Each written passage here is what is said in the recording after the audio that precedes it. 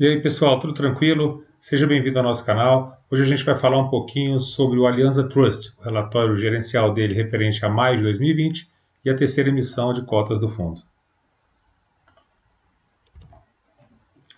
Então, o Alianza Trust, ele é um fundo de investimento imobiliário que tem por objetivo fazer um investimento em propriedades para renda via contrato de locação atípico, né? Principalmente aí o Build-to-Suit e o Sale and Leaseback. Ele teve outras duas emissões. A primeira foi em 4 de janeiro de 2018, né, onde ele adquiriu os 2 primeiros imóveis.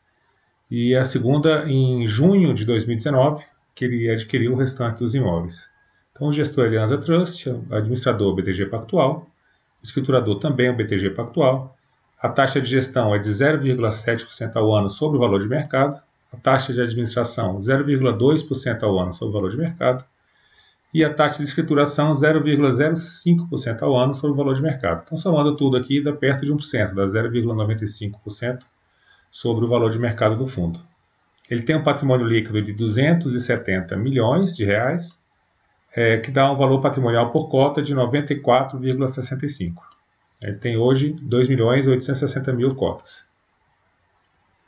Então, ele começa aqui falando sobre a Assembleia, que foi uma consulta formal, sobre a eventual realização de uma terceira emissão de cotas de até 3,5 milhões de novas cotas. Então, como a gente viu aqui embaixo, ele hoje tem 2,8 milhões, tem 2.800.000 e vai fazer uma emissão de 3.500.000 novas cotas. Então, vai mais do que dobrar o tamanho do fundo.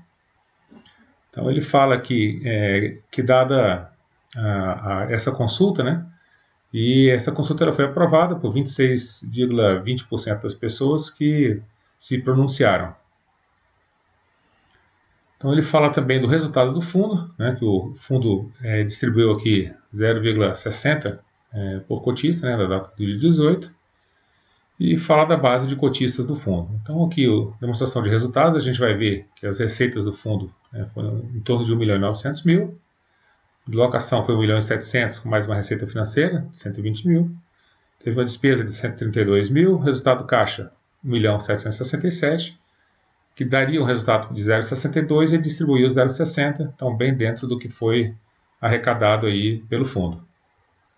Com relação ao histórico de distribuição de rendimentos por cota, a gente consegue ver aqui que antes da segunda emissão, só relembrando aqui que a segunda emissão foi aqui, ó, em junho de do ano passado, né, junho de 2019, e ele vinha distribuindo até então 66 centavos por cota. Né? Então, quando ele fez a distribuição, aumentou muito o caixa, a distribuição baixou para 0,44 por cota, porque muito dinheiro fica em caixa, com uma remuneração mais baixa do que se tivesse investido diretamente nos imóveis. Então, ele começou a levantar normalmente a distribuição, 0,48, 0,57, até que ele aumentou, chegando aí ao patamar de 0,60. Ainda assim, está em torno de 10% mais baixo do que a distribuição que ele fez relativamente ao ano passado. Então, de junho para junho, a gente tem uma redução aí de aproximadamente 10%, de 0,66 centavos, que era a cota, para 0,60 hoje. Então, ele perdeu um pouco em termos de rendimento e ganhou em termos de diversificação dos ativos. Então, o portfólio, que antes era só o Atento, o imóvel da Atento e o Liquid, em São Paulo, ele aumentou o número de imóveis, né, se tornou um fundo mais diversificado, né, diminuindo assim o risco. Então, o imóvel da Atento, no Rio de Janeiro, está 100% ocupado, tem uma área bruta aí de 8.000 metros quadrados, um contrato atípico, a ocupação do imóvel de 100%, e o valor do aluguel é de R$441 mil. Então, é importante a gente ir observando aqui os imóveis que foram comprados. Esse aqui também é da primeira emissão de cotas, 100% locado para Liquid, é um galpão logístico lá em São Paulo, na Vila Carioca, e a ocupação do imóvel também é 100% no contrato atípico. Então, os imóveis que foram adquiridos agora na segunda emissão foi o BRF Bauru São Paulo, que está alugado aí, é um galpão refrigerado, né, que está alugado em um contrato atípico. Também o BRF Guarulhos, né, também alugado para BRF, lá em Guarulhos. O contrato também é atípico, 100% ocupado. Tem o IPG de São Paulo, é um edifício comercial, é um contrato atípico, também 100% alocado. O Aptiv, lá no Espírito Santo do Pinhal, em São Paulo, é um galpão logístico industrial, 100% ocupado também no contrato atípico. E Santillana também em São Paulo, 100% alocado no contrato atípico. Então a gente vê aqui a receita por empreendimentos. Então, Atento, lá no Rio de Janeiro, está com 25%, e os outros imóveis aqui na faixa de 19%, 16%, 8%, então estão bem diversificados. O portfólio está 100% ocupado por contratos atípicos. A maioria dos imóveis aqui, Grande São Paulo, Estado de São Paulo também 29%, Rio de Janeiro apenas 25% do imóvel, dos imóveis. A receita por aluguel, né? 52% edifício comercial, 48% galpão logístico industrial. E aqui ele fala uma coisa importante, que é quantos anos até o vencimento da média de contratos atípicos. Então, a média aqui está dando 7,9 anos, né? São quase 8 anos para o vencimento desses contratos atípicos do fundo. Então, ele aqui fala sobre a receita de faturamento dos locatários, né? Está variando aí entre 1 e mais de 10 bilhões de reais por ano, e os meses de reajuste do contrato do aluguel.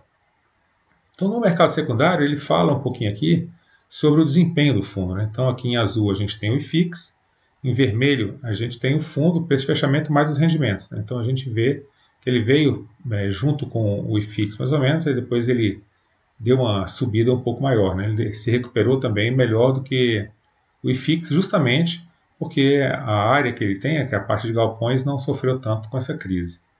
Média diária de negociação também subiu bem, né, de um tempo para cá, ele está com mais liquidez, e essa terceira emissão deve também melhorar um pouco a liquidez do fundo. A evolução do número de cotas, então, de cotistas, né, teve uma evolução muito acentuada, saiu de 900 e poucos cotistas em janeiro de 18 para mais de 47 mil cotistas hoje em dia. Então a gente vai falar um pouquinho mais com relação a essa terceira emissão.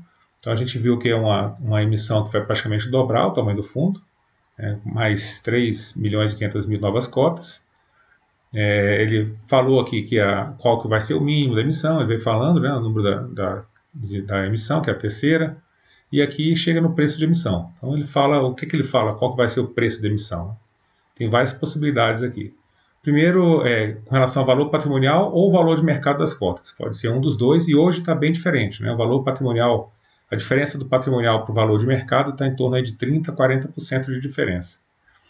Então, ele pode escolher entre um dos dois, né? Com relação ao dia útil imediatamente anterior à data de publicação, tanto pode ser o valor patrimonial como o valor de mercado.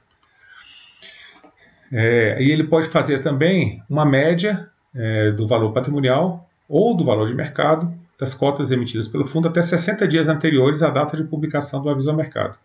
Então pode ser ou o valor patrimonial, ou o valor de mercado, ou uma média dos 60 dias anteriores à data de publicação do valor de mercado ou do valor patrimonial. Então deixa aí não deixa aí muito claro, né? É um aspecto muito amplo para a gente perceber qual vai ser realmente o tipo de emissão, o valor desse tipo de emissão, né? Quanto que vai custar isso aí para o cotista. Como tem uma diferença muito grande, o número de cotas emitidas também é muito grande, então isso aí pode influenciar bastante o preço de mercado do fundo, né? Então a gente tem que acompanhar de perto como é que vai ser feita essa emissão. Então é isso aí que a gente tinha para hoje, espero que vocês tenham gostado do vídeo. Se vocês gostaram do vídeo, deixem o joinha, se inscreva no canal e fique tranquilo.